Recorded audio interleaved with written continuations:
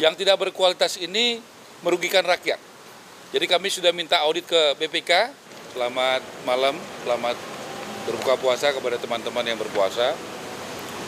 Tadi saya menemani Presiden berbuka puasa, sekaligus juga mau melaporkan ada beberapa hal yang sudah kita lakukan dan yang akan kita lakukan.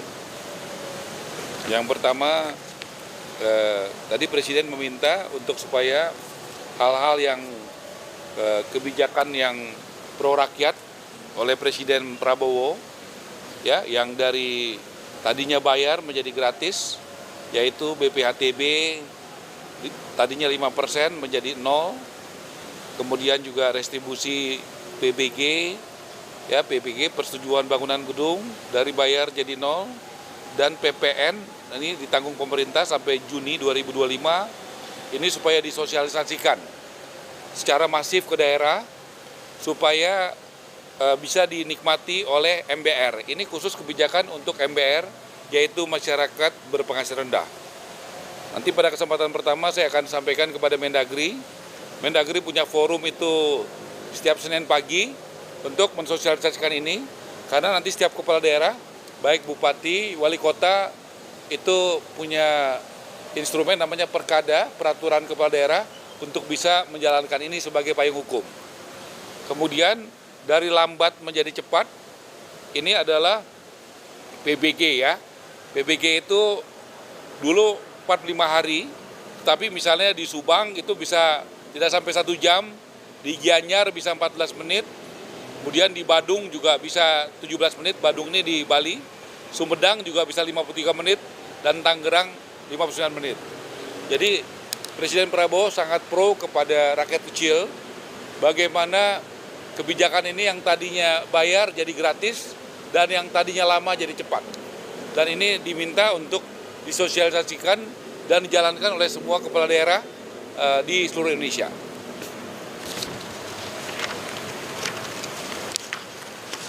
Kemudian saya laporkan progres Wisma Atlet, 3 tower itu yang Pademangan, ada 3 tower, 8, 9, 10 sudah selesai, sudah siap diserah terimakan.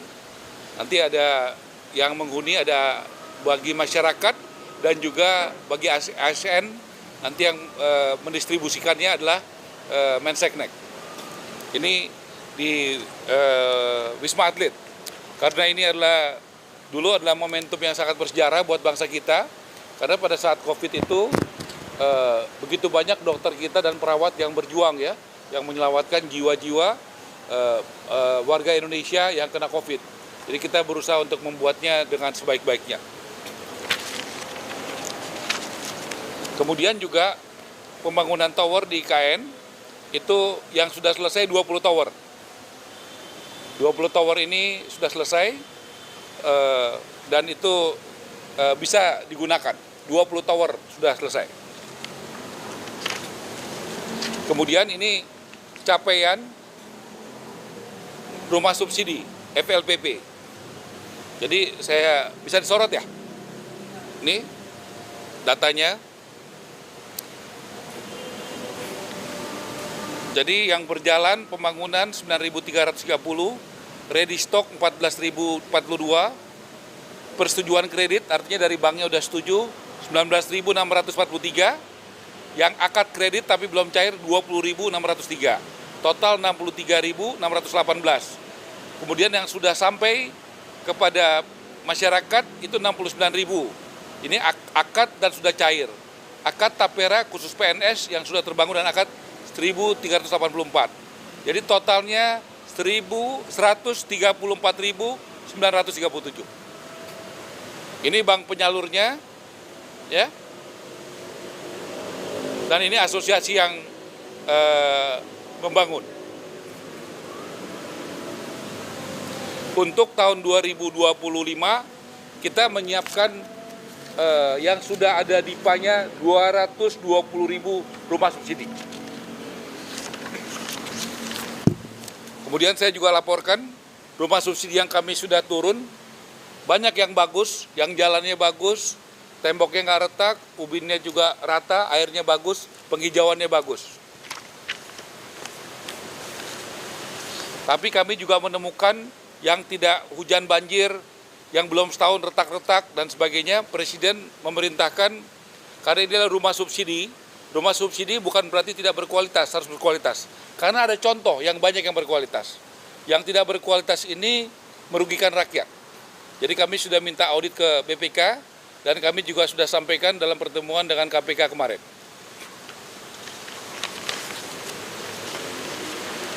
Kemudian kami laporkan, kami sudah melakukan groundbreaking dengan TNI Angkatan Darat. Ini dengan TNI Angkatan Darat, kami melakukannya di Serang.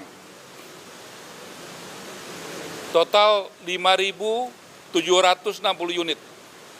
Ya, itu ada di beberapa tempat, yang ada di Brebes, ya, ada di Bogor, ada di Bantul, ada di Bekasi, dan ada di Serang. Kemudian juga kami sudah melakukan groundbreaking dengan Polri, dengan Bapak Kapolri di Kerawang. Total itu 14.389 unit.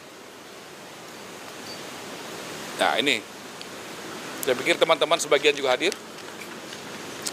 Kemudian doakan, mohon doanya, kita tanggal 25 Maret itu akan memulai menyerahkan kunci. Jadi bukan groundbreaking ya, menyerahkan kunci kepada guru-guru. Kita akan buat tanggal 25 Maret. Ada di Bogor, ada di Makassar, ada di Aceh dan Medan, ada di Pontianak, ada di Kupang, ada di Bangkalan, Madura, ada di Jayapura. Totalnya kita 20.000 unit rumah. 20.000 unit rumah, dan nanti pada saat penyerahan kunci simbolis pada tanggal 25 Maret, total itu sekitar 250 rumah. Sekitar 250 rumah. Kemudian kami sudah meminta waktu Presiden untuk bulan depan hadir pada saat penyerahan kepada warga negara Indonesia yang tidak punya gaji, ya, yang tidak punya gaji seperti pedagang sayur, pedagang bakso, dia tidak punya gaji, dia tapi punya usaha, dia punya penghasilan. Dan kami akan melakukannya di bulan April, ya, akhir April, kita siapkan paling tidak sekitar 25.000 unit. Ya. Ini akan kita buat sekitar tanggal 25 April di Jawa Barat, Jawa Tengah, Sulawesi Selatan, Sumatera Selatan, Kalimantan Selatan, Nusa Tenggara Barat, dan masih banyak lagi daerah lainnya. Rencana kita akan pada saat akad, pas acara, paling enggak 1.000 orang, 1.000 kita akan serahkan. Tapi totalnya kita siapkan 29.000. Ya, secara bertahap. Tapi pada acara kita akan siapkan 1.000 unit minimal. Kami juga laporkan berkat kewibawaan Bapak Presiden, gotong royong CSR dari perusahaan swasta sudah jalan, dari Harum Energi, dari Agung Sedayu, dari Berau, kemudian akan jalan Adaro dan Astra, kemudian juga pertengahan bulan depan, bulan April, kita akan mulai merenovasi paling tidak 500 dari Buddha Suci, Yayasan Buddha Suci, dan 200 dari Kadit di Tanah Tinggi. Itu sekitar tanggal 14 April, kita akan mulai itu.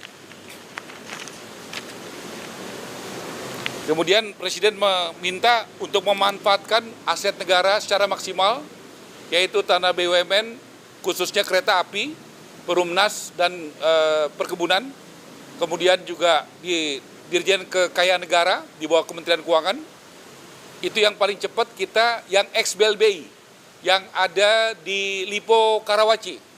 Itu sebelah lapangan golf, itu akan segera kita manfaatkan karena itu idle, clear and clean, tidak bersengketa, dan tidak ada masyarakat di atasnya yang tinggal di situ.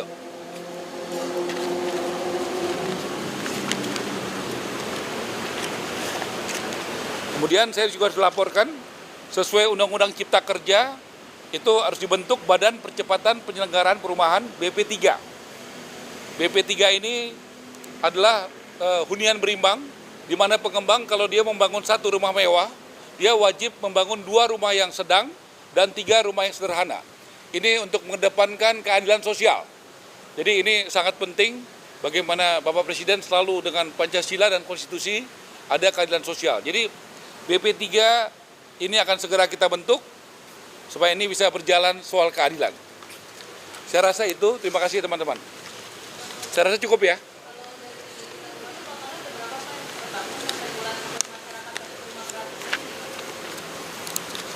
Kalau rumah gratis itu, pertama itu yang dari CSR.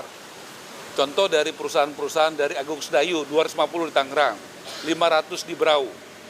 Nanti dari Adaro, itu yang gratis. Gitu ya. Kalau yang tadi saya jelaskan rumah subsidi. Nah, begitu. Kalau berapa totalnya, itu yang kita minta data dari Kementerian Dalam Negeri. Karena yang mengeluarkan izin, karena rumah itu kalau mau dibangun atau mau direnovasi mesti ada izinnya. Kita minta tolong kepada Mendagri supaya kepala daerah memberikan datanya kepada kita. Karena izinnya itu dari kita mau bangun rumah apa aja, komersial kah, subsidi kah, rusun kah, apartemen kah, itu kan harus ada izin. Izin itu namanya PBG, Persetujuan Bangunan Gedung. Dan itu adanya izinnya dari kepala daerah. Itu yang kita akan peroleh datanya dari Kementerian Dalam Negeri. Yang kita tadi sampaikan itu adalah rumah subsidi. Kenapa kita bisa kasih datanya? Karena dari Tapera. Tapera memberikan kepada bank penyalur. Jadi datanya itu tajam, detail gitu ya.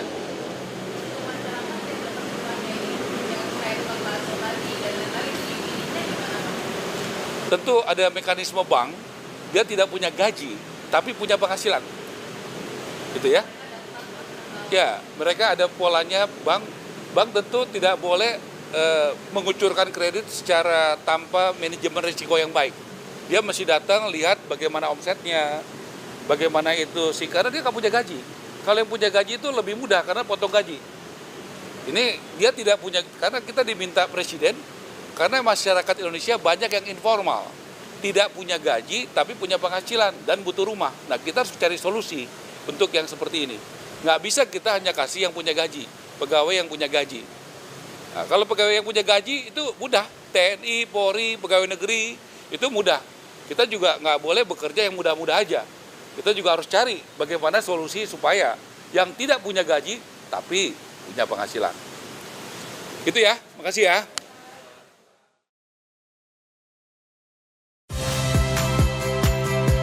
Saya Friska Clarissa. Saksikan program-program Kompas TV melalui siaran digital, pay TV, dan media streaming lainnya. Kompas TV, independen, terpercaya.